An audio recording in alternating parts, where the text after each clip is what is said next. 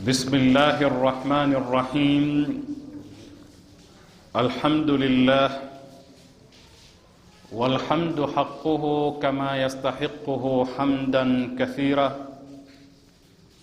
وأعوذ بالله من شر نفسي إن النفس لأمارة بالسوء إلا ما رحم ربي، ثم الصلاة والسلام على أشرف الأنبياء والمرسلين محمد وعلى آله الطيبين الطاهرين وأصحابه الغر الميامين، وبعد. يقول الحق سبحانه وتعالى في محكم كتابه المجيد: أعوذ بالله من الشيطان الرجيم. وجاء من أقصى المدينة رجل يسعى قال يا قوم اتبعوا المرسلين، اتبعوا من لا يسألكم أجرا وهم مهتدون، وما لي لا أعبد الذي فطرني وإليه ترجعون، أأتخذ من دونه آلهة إن يردني الرحمن بضر لا تغن عني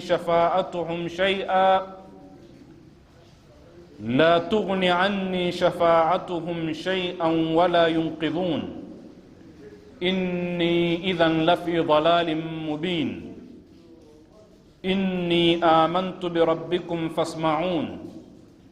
صدق الله العلي العظيم. والسلام عليكم ورحمة الله وبركاته. Tunamshukuru Mwenyezi Mungu Subhanahu wa Ta'ala, vile vile na kumtakia rehma na amani bwana wetu mtukufu Bwana Mtume sallallahu alayhi wa alihi wa sallam.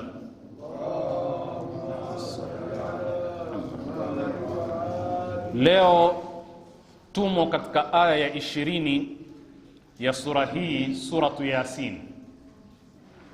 Aya hii inasema: wajaa min aqsa almadinati rajulun yas'a, akaja mtu kutoka pembezoni mwa mji akienda mbio.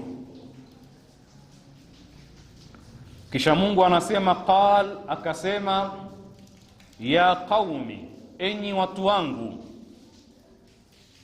ittabi'u almursalin, wafateni mitume. Huu ni mwendelezo wa masimulizi ya ule mji uliotumiwa mitume wawili, kisha wakawakadhibisha. Mwenyezi Mungu akawaongezea watatu. Huyu yarhamukallah si miongoni mwa mitume, lakini ni mtu aliyewaamini wale mitume. Haya masimulizi ya sasa hivi ni masimulizi ya mmoja katika watu walio waamini wale mitume watatu, lakini hakutosheka tu kuwaamini, bali alifanya jitihada na kazi walizozifanya wale mitume watatu. Sasa tukumbushane tu kwamba aya kabla yake ya 18 na ya 19 zilisema kwamba qalu inna tatayyarna bikum, hakika sisi tumeagua kwamba nyie ni watu wa balaa. Ndio ilikuwa hoja ya mwisho dhidi ya mitume wale, na tukasema neno tatayyarna linatokana na neno at-tiyar, ambapo walikuwa wakiagua anapotaka kusafiri mtu kwa kutumia ndege anarushwa juu, akienda kulia maana yake safari ile ni nzuri, haina balaa. Akienda kushoto mtu anavunja safari. Sasa lugha hii imetumika na Mwenyezi Mungu kwa sababu ndiyo lugha ambayo ilikuwa ikitumika katika jamii ile, na baada ya kwamba hoja zimekatika waliwaambia mitume wale kwamba sisi tumeagua, tumeona nyinyi ni watu wa balaa. Sasa nafasi ya hoja ilikoma, ikawa ni nafasi ya kutumia mabavu. Wakasema la in lam tantahu, ikiwa hamtoacha haya ya kuhubiri tauhidi, lanarjumannakum, tunaapa tutakupigeni mawe mpaka mfe. Wala yamassannakum minna adhabun alim, na itakupateni kutoka kwetu adhabu iumizayo. Taban, mwili uliokufa wa mtu aliyekufa hausikii maumivu. Kwa hivyo mufassiruna wamesema kwamba kabla ya kukupigeni mawe mkafa, tutakuadhibuni adhabu iumizayo. Majibu ya mitume wale watatu yalikuwa ni haya katika aya ya 19: qalu ta'irukum ma'akum, wakawaambia kaumu ile, hakika balaa lenu mnalo, liko pamoja na nyie, linaambatana na amali zenu, sisi sio chimbuko la balaa. Na hapa tulizungumza kwa kirefu kidogo, tukasema matatizo anayoyapata binadamu, balaa mbalimbali na dhiki katika maisha, chimbuko ni yeye mwenyewe katika amali zake, na tukaona katika hadithi na aya mbalimbali. Kisha wakasema in dhukirtum bal antum qaumun musrifun, haya mnayoyasema ni kwa kuwa tu tumekukumbusheni, tunataka kuwatoeni katika ghafla mlokuwa nayo. Bal antum qaumun musrifun, bali ilivyo nyie ni watu mliovuka mipaka. Israf ni kuvuka kipimo kinachotakiwa. Haya tuliyozungumza. Sasa tutizame, Mungu anatupa mtu wa tatu, au tuseme mtu wa nne mbali na wale mitume watatu. Mtu huyu aliwaamini. Tuitizame aya hii: wajaa min aqsa almadinati rajulun yas'a, akaja kutoka pembezoni mwa mji, rajulun, mtu, yas'a, anakwenda mbio. Ulamai wanasema huyu ndiye aliyewaamini wale mitume, lakini hakutosheka tu kuwaamini, akawaelekea wale watu akawaambia, qala ya qaumi, akawaambia enyi watu wangu, ittabi'u almursalin, wafateni mitume. Aya hii ina mafunzo mengi sana. Kwanza, kwa sababu Mwenyezi Mungu Subhanahu wa Ta'ala hajamtaja kwamba ni nani, na ndio yale tuliyozungumza kwamba hakuna umuhimu wa kujua ni nani, anatoka katika jamii gani, kabila gani. Mwenyezi Mungu hakutaja, lakini kuna nukta muhimu zilizotajwa ambazo zina malengo. Ulamai walotafuta jina la bwana huyu wamesema ni Al-Habib An-Najjari, lakini tutarudi kule kule tulikotoka, kwamba muhimu si kujua jina lake, na kujua jina lake hakusaidii chochote. La muhimu ni kujua haya alokuja nayo, aloyafanya. Na Sheikh Sha'rawi anasema hapa pia ni katika nukta muhimu za kwa nini Qur'ani iitwe kwamba ni suratu Yasini iitwe kuwa ni moyo wa Qur'ani, kwa sababu bwana huyu hakuwa mtume, lakini amefanya kazi ya nini? Ya mitume. Hakutosheka tu kuamini mitume, lakini kafanya kazi ya mitume. Neno jaa linaashiria kwamba hakutumwa na yoyote. Bwana huyu hakutumwa na yoyote, yeye mwenyewe amekuja. Kwa lugha nyingine, amewajibika baada ya kuwa amewaamini wale mitume. Wajaa, na akaja. Kwa hivyo jitihada za kwenda zilitokana na matakwa na utashi wake. Narudia, jitihada za kwenda zilitokana na matakwa na utashi wake mwenyewe. Ikiwa kuna la kujifunza hapa, ina maana kila aliyeifahamu haki anawajibika kufanya jitihada za kuweza kuifikisha kwa watu ambao haijawafikia au imewafikia wakakanusha. Alikuwa anaweza kusema watu hawa madhali wamewakataa mitume, itakuwa mimi. Hizi ndio lugha ambazo mara nyingi tunaweza kusema. Waswahili wakisema hasikila muadhini wala mtekamaji msikitini, maanake huyu hasikiza ya wale watu ambao ni muhimu. Pale ambapo muadhini alikuwa ni muhimu katika jamii ya Waislamu, mtu anayehudumia msikiti alikuwa ni muhimu katika jamii za Waislamu. Sasa hivi si watu muhimu, wamedharauliwa. Sasa hakutosheka kusema kwamba watu hawa mitume watatu wameshindwa kuwakubali, itakuwa mimi. Alitoka. Sasa ikiwa shekhe kafanya, imamu kafanya, ustadhi kafanya, mufti kafanya, kadhi kafanya, viongozi wamefanya, haikuzuii kwamba na wewe ufanye. Nadhani tunaelewana hapo, kwa sababu hawa wameletewa mitume wawili wakawakadhibisha. Fa'azzazna bithalithi, tukawatia nguvu na watatu, lakini bado hawakuamini. Kisha anatokea mtu nje ya mji, pembezoni mwa mji, anakwenda mbio, anaenda naye kufanya kazi ile.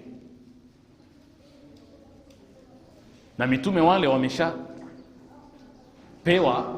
tishio la kwamba ikiwa hamtoacha kufanya kazi hizi, lanarjumannakum, wallahi tutakupigeni mawe mpaka mfe, wala yamassannakum minna adhabun alim, mtapata adhabu kutoka kwetu iumizayo. Lakini bado akatoka mtu akaenda akawaambia ittabi'ul mursalin, na hakutosheka hapo kama mtakapoona. Naona hapa tumepata picha hiyo. Jaa kwa khiari yake, kwa utashi wake, katoka kwenda kuwafata watu walokanusha mitume.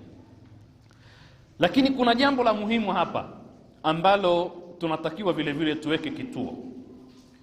Mwenyezi Mungu anasema wajaa min aqsal madinati, na akaja mtu kutoka pembezoni mwa mji. Ina maana kwamba huyu bwana si mtu wa mjini, ni mtu wa pembezoni.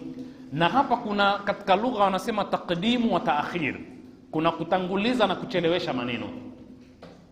Ilivyo ilikuwa iwe hivi, wajaa min aqsal madinati rajulun, iwe wajaa rajulun min aqsal madinati, kama tunavyosoma katika suratul Qasas.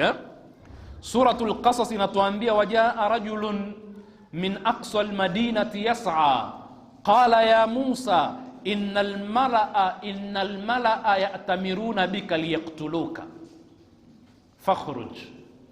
Akaja mtu kutoka pembezoni mwa mji akamwambia, ewe Musa, innal malaa, hakika jamaa wale wapambe wa Firaun, watu wa karibu, almalaa alladhina yamlauna alaina, watu walioshiba wakubwa ambao ni mawaziri wanaokaa karibu na mfalme, wamekusanyika kwa ajili yako. Ya'tamiruna bika, wanakusanyika hivi ninavyokuambia, wako katika kikao. Kwa nini? Liyaktuluka, ili wakuue. Sasa nakusihi, fakhruj, toka katika mji huu, inni laka minan nasihin, mimi kwa hakika ni katika wanaokunasihi. Hii ni katika suratul Qasas. Tofauti ya aya hii ya suratul Qasas na surati Yasin ni taqdimu wa ta'khir. Wajaa rajulun min aqsal madinati, wajaa min aqsal madinati rajulun. Sasa hapa Mungu alipotanguliza min aqsal madinati, katika kanuni za lugha, tabaan yufidu takhsisi, lakini kuna faida ya ziada ya kwamba inafidisha nini? Sio maalumu tu, inafidisha kwamba tunatakiwa tuzingatie hayo maneno min aqsal madinati, yana muhimu, ndio maana yakatangulizwa, kwamba huyu mtu amekuja kutoka wapi? Pembezoni mwa mji. Hili lizingatie. Na wale watu waliokuwa wakinasihiwa ni watu wa mjini. Sasa kwa nini kule mwanzoni pameambiwa wadhrib lahum mathalan ashabal qaryati, wameitwa ni ashabul qarya, lakini hapa tunaona ni watu wa mji. Kwa hivyo qarya, makusudio ya qarya ni mji, sio kijiji. Lakini hata tukisema kijiji ni sawa, kwa sababu maana yake ni mkusanyiko wa watu ambao hawaishi nomadic life, yani maisha ya kuhamahama. Tukizungumza civilization, tunazungumza kuna maisha yanayoitwa maisha ya kuhamahama. Wafugaji ambao leo watakuwa hapa, kisha majani yakiisha watahama, watakwenda pale, watahamisha mji mahali pengine, hawa hawaitwi ni qarya, kwa sababu wanaishi nini? Nomadic life, maisha ya kuhamahama. Na maisha ya kuhamahama katika Mashariki ya Kati, katika Hijazi, ni wale waliokuwa wakiishi katika maeneo ya jangwa. Wanaweza kuweka hema hapa, kesho wakahamia pale na ngamia wao. Ni wafugaji pia. Kwa hivyo maksudiwa ya qarya ni mkusanyiko wa watu ambao wanaishi permanently, sio maisha ya kuhamahama. Lakini hawa watu ambao kuna huyu, kisha kuna jirani yake, kisha kuna jirani yake, kisha kuna jirani yake, na wanaishi pale, ni makazi yao, wametengeneza kamji. Ule mji una watu wanaoishi pembezoni mwa mji, tunasema ni aqsal madinati. Hapa kuna ibra, kuna mafunzo ya kujifunza hapa. Ndugu zangu, watu wa kimji katika kupokea haki na watu wa pembezoni ya mji katika kupokea haki wanatofautiana. Mara nyingi watu wa kimji, kwa lugha fasihi ya Kiswahili, ni wajuvi. Wajuvi maana yake ni wajuaji, na hasa kwa sababu ya kile kinachoitwa utamaduni mseto unaoingia, kwa sababu mji unajengwa na watu kutoka maeneo mbalimbali. Maeneo mbalimbali yanatengeneza utamaduni nini? Mseto. Wanakuwa ni watu sampuli, na sifa ya ukaidi inakwepo sana katika miji. Na ndiyo maana kuwa huyu bwana ni wa nje ya mji, ametoka mbio kwenda katika mji kutoa nasaha zake kwa watu wa kimji. Labda tuzungumze kwa upande wa pili wa ulimwengu tunaoishi leo hii, na hii taban inatupa darsa kwamba katika shughuli zetu za kidini tusiweke makazi yetu ya kitablighi zaidi katika miji tu, kwa sababu miji kawaida sio tu kwamba watu wake wanakuwa katika sampuli hiyo, lakini gharama ya kufanya kazi ya dini ni kubwa zaidi. Yani unapotaka kufanya kazi ya da'wa katika maeneo ya kimji, gharama yake huwa ni kubwa zaidi kuliko kufanya katika maeneo ya nje ya mji, pembezoni mwa mji. Lakini athari vile vile za pembezoni ya mji katika watu kuamini ni haraka zaidi kuliko katika miji, kwa sababu watu wa pembezoni mwa mji fitra yao bado imesalimika kwa kiasi kikubwa. Ile fitra, kama tulivyoulizwa swali moja siku moja hapa na mwenzetu, kwamba mtu anapoishi mahala kuna mambo mengi anayapata. Environment inachangia kumshepo awe kwa mujibu wa mazingira yale. Lakini watu wa nje ya mji wana fitra zaidi, wanaishi maisha ya kiasli, asli ya maumbile walioumbiwa na Mungu zaidi kuliko watu wa kimji. Sasa katika ulimwengu wa kibepari tunaoishi kuna athari za ziada. Ulimwengu wa kibepari ni ubepari ambao ni mfumo ambao unatengeneza miji ambayo miji ile ina kazi kubwa sana ya kunyonya pembezoni mwa miji. Na sijui kama hili mnaweza mkaligundua. Na sio hivyo tu, na kuweza kutengeneza mazingira ambayo wale waliokuwa pembezoni mwa miji wanawahudumia zaidi waliokuwa katika senta. Ndio maana tunaposema ukizungumza watu wanahama kwa kasi kutoka pembezoni mwa miji kwenda mijini, hili ni vigumu sana kulimaliza katika mazingira ya kibepari. Lazima litaendelea tu, haliwezi kukoma. Utafanya nini wasihame?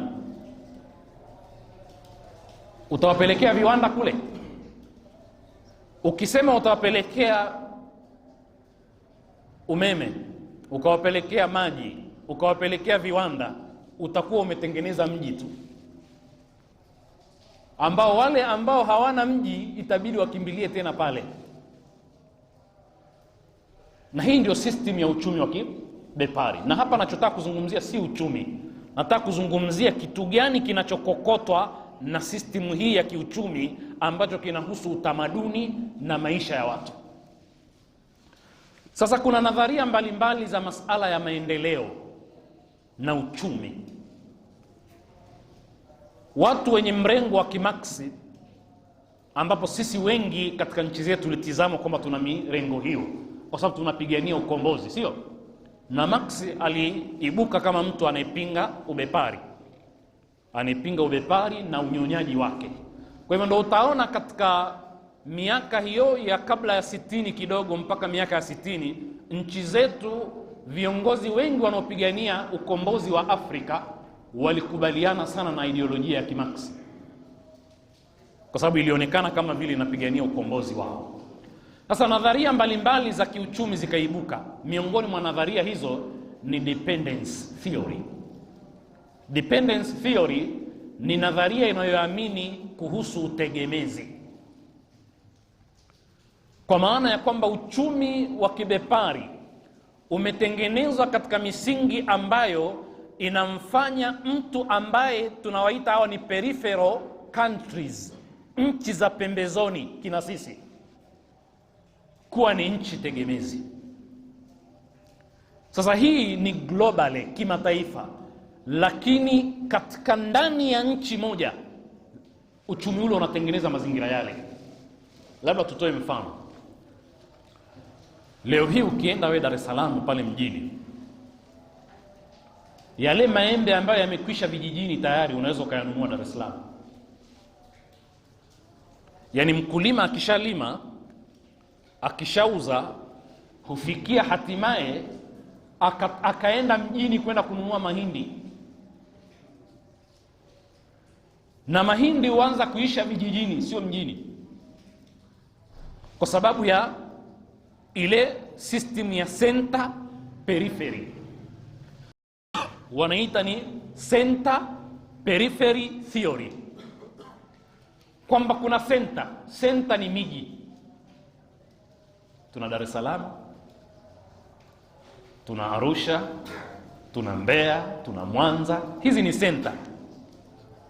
Alafu hapa Arusha, manake yule wa Karatu ataleta, yule wa Arumeru ataleta, yule sijui wa wapi ataleta, Arusha DC ataleta. Kwa hivyo hapa ni mahali pa kukusanyika vyote vikishaletwa, sio? Na hapa ndio pale ambapo jamaa anaamka asubuhi, hajalima wala hajatumia madawa kuweka katika shamba, wala hajapata tabu ya kulinda ndege na mifugo kuharibu mazao, wala hajapalilia, lakini yeye ndo anayeamua bei. Ikiletwa pale, kwanza yeye anaweka kituo pale, viazi vile vinawekwa pale, yeye ndo anaamua bei ya mkulima. Kisha yeye akichukua kuwapelekea sasa wauzaji, yeye anakuwa tayari ameshachukua faida yake zaidi ya mkulima, kwa sababu hakufanya effort yoyote ile, kisha anauza. Hii ndio tabia na ndio namna ilivyokuwa, kwamba anayeamua bei siye ambaye anatafuta. Anayetafuta ni mtu anayetoka katika peripheral areas, maeneo ya pembezoni. Sasa hili linapimwa namna gani? Ukitizama Dar es Salaam kwa Arusha, sisi tuko katika peripheral area. Kwa hivyo na vya Arusha vinakwenda wapi? Dar es Salaam. Kisha globally sisi kama Tanzania ni watu wa pembezoni. Tuna soko la kimataifa ambalo kwa tafiti zilizotolewa na wataalamu kwamba Afrika yote kwa ujumla contribution yake katika soko la kimataifa, global market, ni 4 mpaka 5. Yani sisi tunapata nini, tunaweza kuuza nini vya kwetu, ni 4 mpaka 5. Lakini tunanunua nini ni tofauti. Kwa hiyo tunapofungua lile soko, tabaan linaingia na vitu vingine ambavyo tunalenga kuvizungumza. Si soko tu, si mujarradi wa soko peke yake. Tunapofungua lile soko na kusaini mikataba, maana yake ni kwamba sisi tuna fursa ya 4 mpaka 5 ya kufaidika. 4 zinazobaki ni za yule aliyekuwa katika senta, maana yake wale ambao ndio mabepari wakubwa, na ndio maana ya imperialism. Nadhani tumeelewana mpaka hapo. Kwa hivyo hii inaitwa nini? Center peripheral model, ambayo iko chini ya nadharia inayojulikana kwa jina la dependency theory, nadharia ya utegemezi, kwamba wana create uchumi ambao unamfanya mtu aliyekuwa pembezoni awe ni tegemezi, na ataendelea kuwa ni tegemezi. Sasa hatakuwa tegemezi katika uchumi tu, atakuwa ni tegemezi katika mawazo yake na uwezo wa kufikiria. Tumewahi kuzungumza katika darasa zetu za kila wiki kwamba ili uweze kumtawala mtu kiuchumi, lazima umtawale kwanza kiutamaduni, kwa sababu uchumi unategemea utamaduni. Unapokula wewe, maana yake ni utamaduni, unakula nini. Unapovaa wewe, maana yake ni utamaduni, unavaaje. Kwa hivyo staili ya maisha inaitwa nini? Utamaduni. Na staili ya maisha inahusisha uchumi wa mtu. Kula baga, kuvaa mavazi yale yanayoitwa ndio ya kisasa, wengine wanaita vipedo, viatu hivi vya kuchuchumaa vya wanawake hivi, suti hizi, nyanya za kopo na vyakula vya mikebe kwa ujumla, masupermarket. Tumeelewana? Sasa huu ni mfumo ambao unahusiana kwa kiasi kikubwa na uchumi. Lakini ili sasa uhakikishe kwamba watu watavaa unachokitaka ili uuze kwao, watakula unachotaka, ni lazima mindset yao iwe kama ya kwako, kwa maana ya kwamba wawe na mtazamo wa kitamaduni ule unaotaka wewe. Ndio nikasema siku moja mfano wa bwana mmoja katika maulamai maarufu sana ambaye alisoma Ufaransa. Yule bwana alipokuwa Ufaransa, kama walivyokuwa wanafunzi wengi wanaokwenda Ulaya, kwa kuwa anasoma analipia, akawa anatafuta namna ya kuuza ule muda wake wa ziada. Mtu anakwenda kwenye masupermarket, anaweza masaa 6 kufanya kazi, akawa analipwa. Kisha muda mwingine anakwenda chuoni na vitu kama hivyo. Sasa huyu bwana alikuwa amesoma katika mambo ya sosiolojia, katika mambo yani mambo ya sayansi ya kijamii, sosiolojia, ilmu lijtimai, na pengine pia kama sikosea alikuwa amesoma vile vile mambo ya saikolojia. akawa kila mara anakagua magazeti kupata kazi. Wakati fulani akaona kiwanda cha magari kinatangaza kazi, lakini kinahitajia wanasaikolojia na wanasosiolojia. Akashangazwa sana kwamba kiwanda cha magari kinahitajia mtu ambaye amesoma elimu ya kijamii, masala ya kisosiolojia au mambo ya kisaikolojia, wapi na wapi. Lakini akaenda aka-apply. Baada ya kufanyiwa interview, mahojiano, akamuuliza yule bwana anayehusika, akamwambia, lakini nyinyi kiwanda cha magari, sisi watu wa taaluma yetu mnawahitajia wa nini? Majibu wa bwana yule akamwambia, sisi sikiliza bwana, sisi tunapeleka gari hizi maeneo mbalimbali duniani, Afrika, Asia, wapi tunapeleka magari. Tunahitajia wataalamu watakaotusaidia kujua tabia za jamii mbalimbali. Wanapenda rangi gani? Wanapenda vitu gani? Kwa hivyo tunamhitajia mtu mwenye sayansi ya jamii ili atupe taarifa na maelezo kuhusu jamii mbalimbali na vile wanavyovipenda, ili tuwapelekee, yani tujue demand yao, to produce according to their demands, tuzalishe kwa mujibu wa demand ya watu wale. Yani kwa lugha nyingine tunataka kulitambua soko vizuri.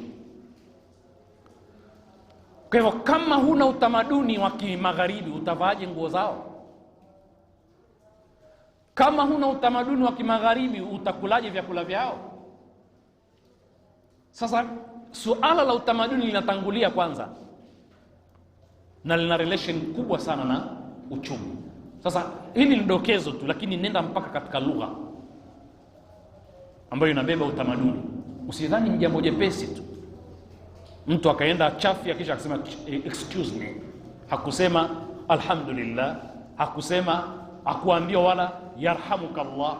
Unaweza ukaona ni jambo la kawaida, lakini ni vitu ambavyo vinamkokota mtu mpaka sasa anafikia mahala lazima ile staili ya kila siku ya maisha ifanane na. Kwa hivyo leo kuna mtu ambaye hawezi kuingia hoteli zetu za mtaani, anaingia mahali anasema nipe coffee, manake hata kahawa ifanani, kwa sababu kahawa lazima uende kwenye baraza la kahawa, sio hapo ukiingia unasema nipe coffee. Na mazingira ya mkao na staili yake yani ni wa kisasa.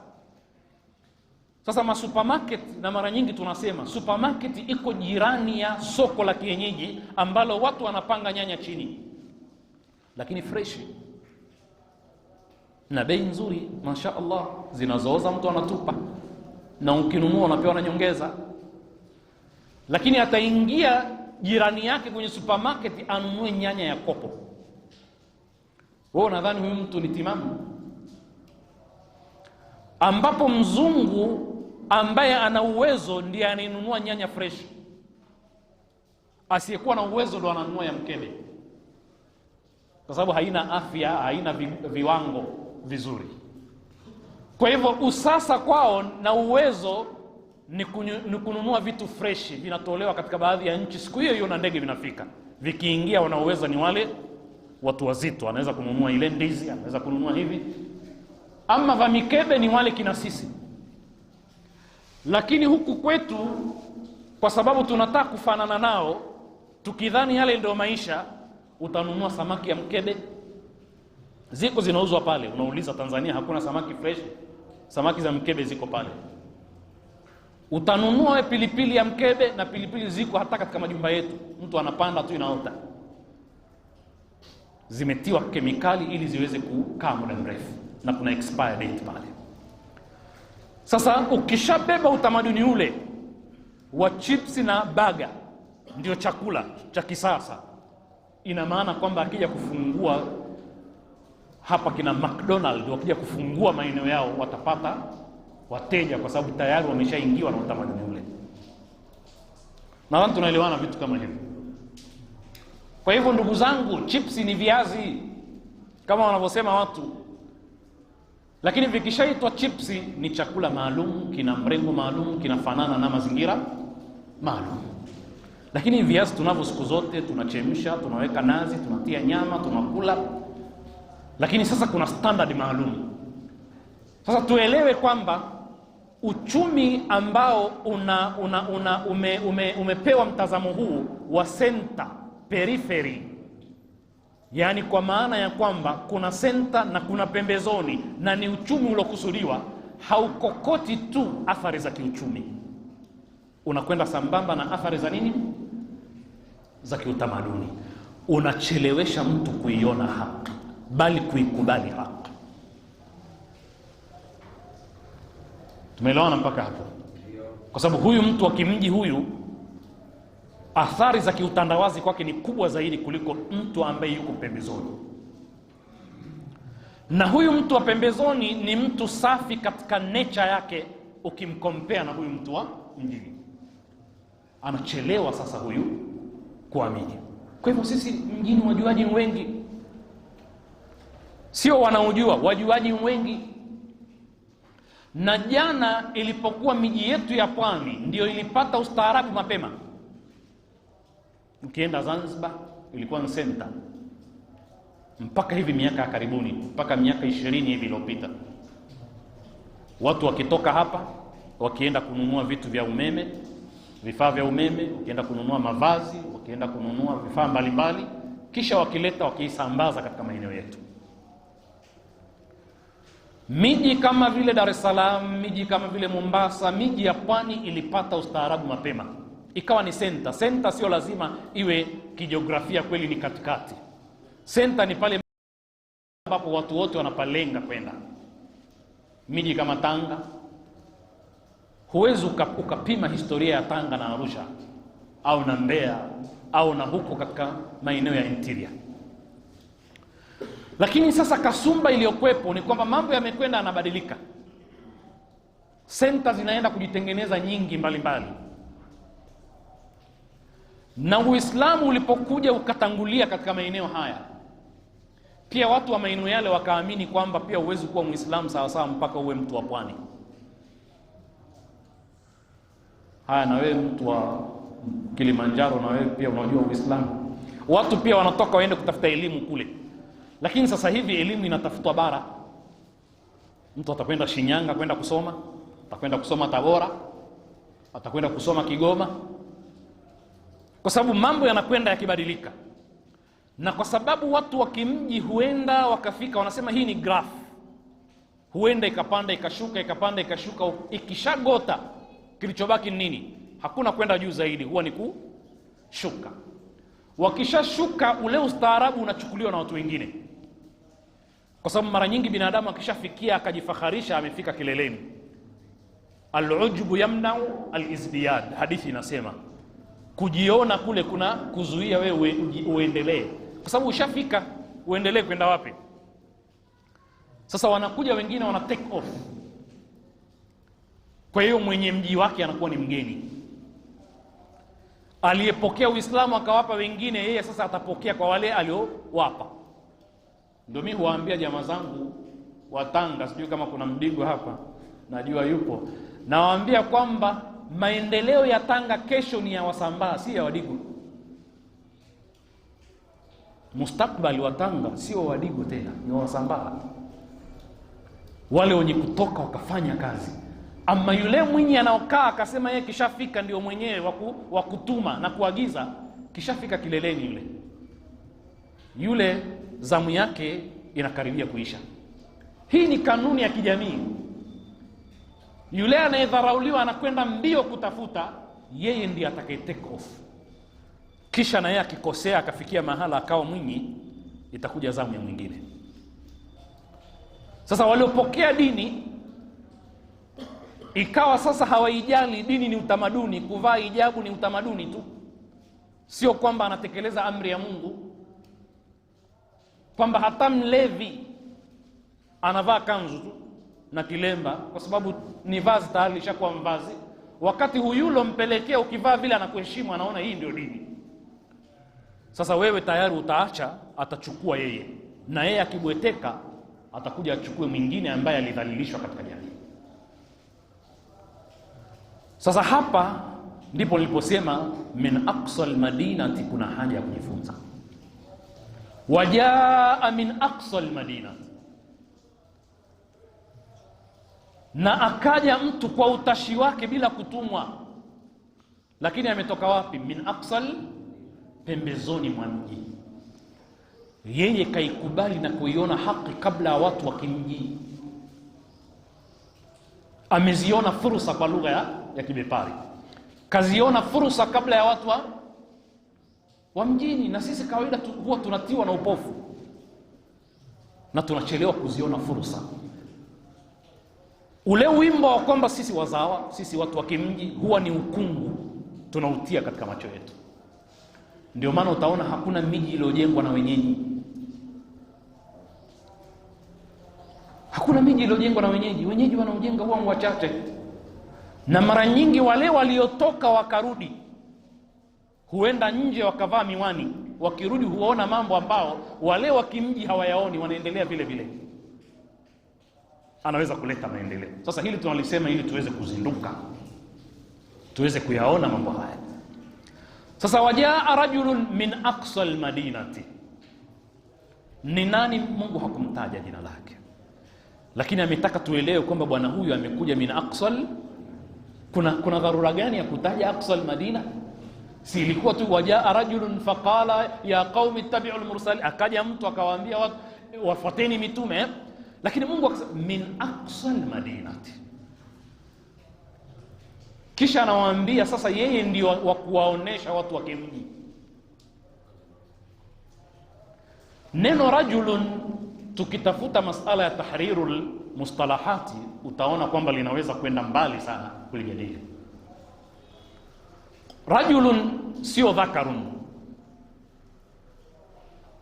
japokuwa rajulun lazima awe ni dhakar, lakini rajulun sio dhakar.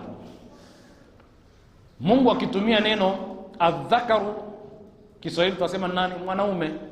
Arrajul utasema ni mwanaume, lakini Mungu anasema lidhakari mithlu hadhul unthayain, kwa mwanaume, mtoto wa kiume ana sehemu ya mara mbili ya mtoto yani sehemu ya watoto wawili wa kike.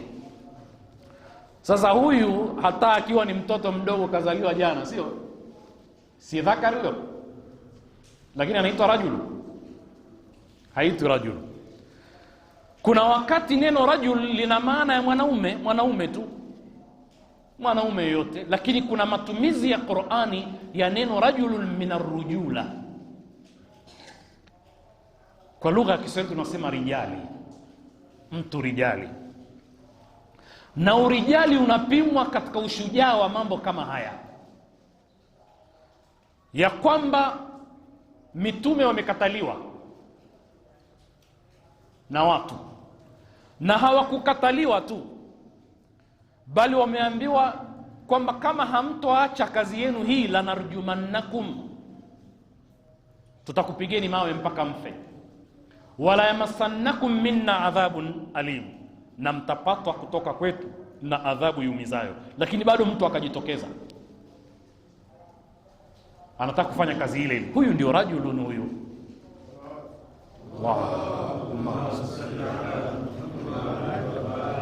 huyu ndio rajulun.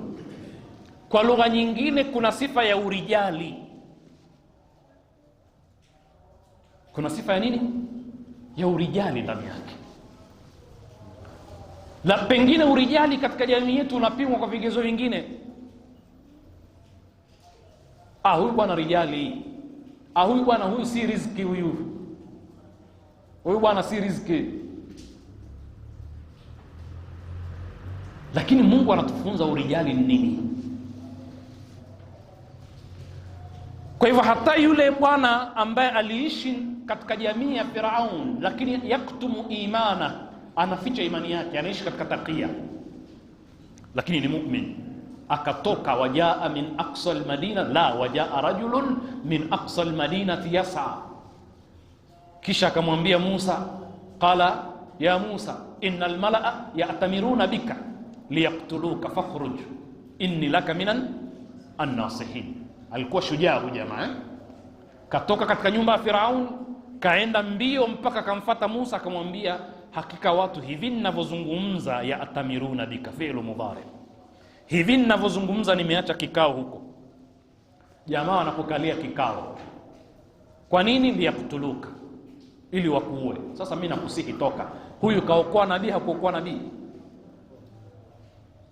Nabii wa Mwenyezi Mungu anafanyiwa vitimbi, binadamu wa kawaida anakuwa yeye ndio sababu ya nusra ya nabii. Na yule nabii akaamua kuondoka, akaenda mpaka katika mji wa Madian kwa sababu ya nasaha ya nani? Ya rajulun. Sasa inawezekana rajulun kwenye Qur'ani ikaja kwa maana, nimeorodhesha baadhi ya aya hapa. Kwa mfano, wadhrib lahum mathalan rajulaini ja'alna li ahadihima jannatayn. Hapa kweli rajulin kwa maana ya watu wawili, kwa sababu mmoja alikuwa ni kafir, huyu kafara bi an'amillah. Mungu alipopiga mfano wa watu wawili, mmoja tumempa bustani ambayo ina mizabibu, ina mitende, kisha huyu kwa neema ile mwenzake alimwambia kwamba falaula au laula idh dakhalta jannataka qulta ma sha Allah, kwa nini wewe, laula, kwa nini wewe pindi ulipoingia katika bustani lako hukusema ma sha Allah? Unajidai kwamba hii neema ni kwa ajili yako wewe, ni kwa ajili ya Mungu, Mungu ndio kakupa. Kwa hivyo huyu ameitwa rajulun pia. Kwa hivyo hapa rajulun kwa maana ya watu tu, lakini rajulun mara nyingi kwenye Qur'ani minar rujula. Kwa hivyo mimi na wewe tunatakiwa tuwe rijalun, na Qur'ani ikasema rijalun la tulhihim tijaratun wala bay'un an dhikrillahi yakhafuna yawman tataqallabu fihi wala absar. Naam. Kwa hivyo kuna rijalun jamu rajulun, rijalun kuna watu mashujaa bwana. La tulhihim tijaratun wala bay'un an dhikrillah, hawashughulishwi na biashara wala na kuuza na kumtaja Mwenyezi Mungu. Kwa hivyo unaona urijali unavyopimwa na Qur'ani. Urijali ni ushujaa, hata kama kuna mauti, lakini ukasema haki, ukatangaza haki. Urijali ni pale unapoamua bwana, wateja wamejaa, ukaambia jamani, time ya swala jamani, la time ya swala bwana, hapa mimi sipokei tena pesa ya mtu. Umeona urijali huo, kwamba ile time wewe unaotaka kunani kwenda kuswali ndio wanakuja wateja wengi. Si ndio yale tuliyozungumza ya ashabu sabti idh ta'tihim hitanuhum yawma sabtihim? Si ndio maana yake hiyo, kwamba ile siku ya Jumamosi walioambiwa msivue samaki ndio siku samaki wanakuja kwa wingi kuliko siku nyingine. Unaona? Wakasema siku moja bwana, ile siku loamua mimi bwana sipepesi macho yangu kuangalia wanawake, ndio wanapita warembo wengi. Haya, maanake Mungu ndio anakujalia wapite warembo wengi waliokuwa uchi.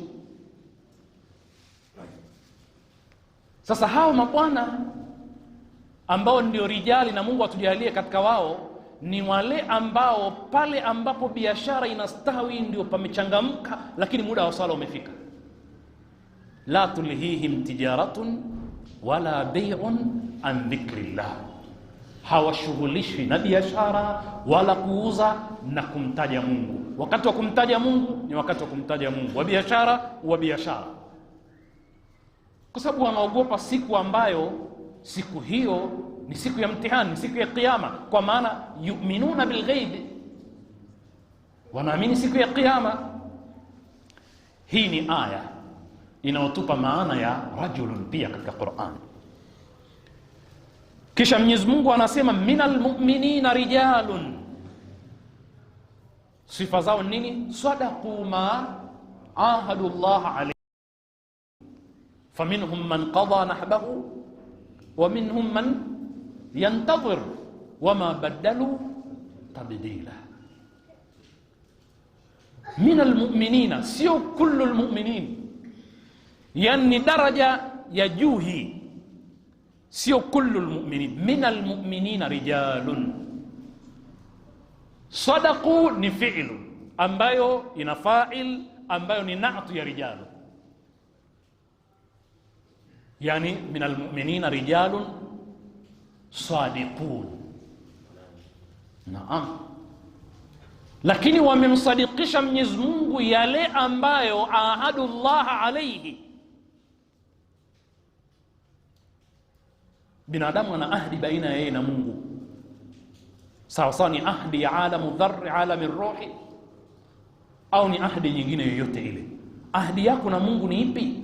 Sawa sawa ni ile ya inna aradna al-amanata ala as-samawati wal-ardi wal-jibali fa abaina an yahmilnaha wa ashfaqna minha wa hamalaha al-insanu innahu kana dhaluman jahula. Sawa sawa ni ile au si ile?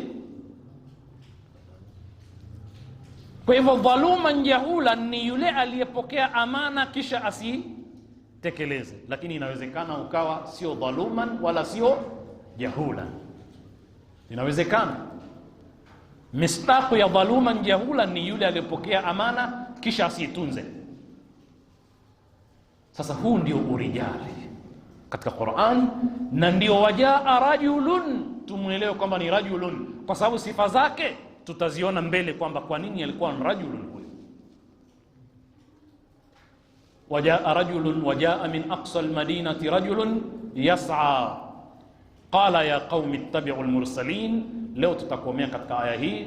Nas'alullah al-auna wat-tawfiq lima yuhibbu wa yardah, innahu waliyyu at-tawfiq wa bihi nasta'in walhamdulillahi rabbil alamin.